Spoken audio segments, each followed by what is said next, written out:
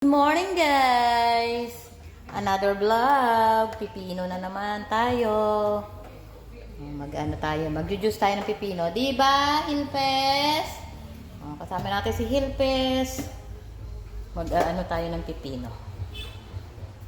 Today's video. Ayun, may naglalaba. May naglalaba. Pasitin mo na nga yan. So, ito na. I-on na natin. Yun na. Oh. Bakit yan?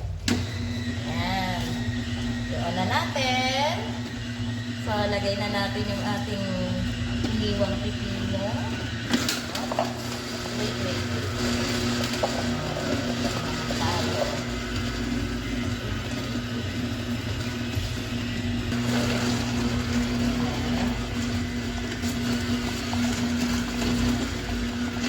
Ito naman.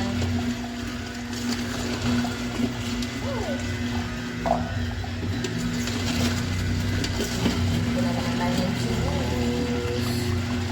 Ayan.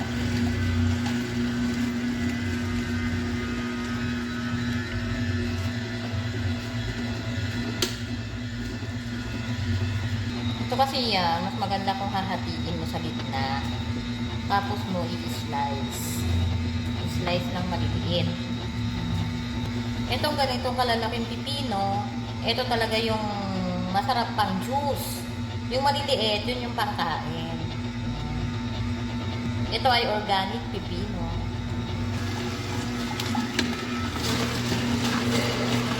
Ayan siya. Ito naman, juicy. So, juicy siya. Mas masarap pa to kung meron kayong apple.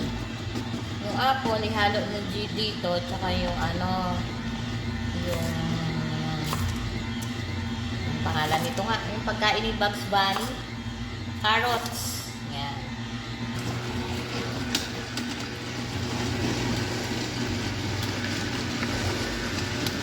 Diba? Dami.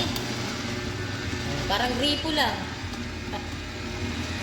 Ang benefits pala nito, maraming benefits ito para sa yung matataas ang cholesterol, mataas ang sugar, yung sa digestion, pampaganda ng kutis, pampaganda ng mga ng tulog.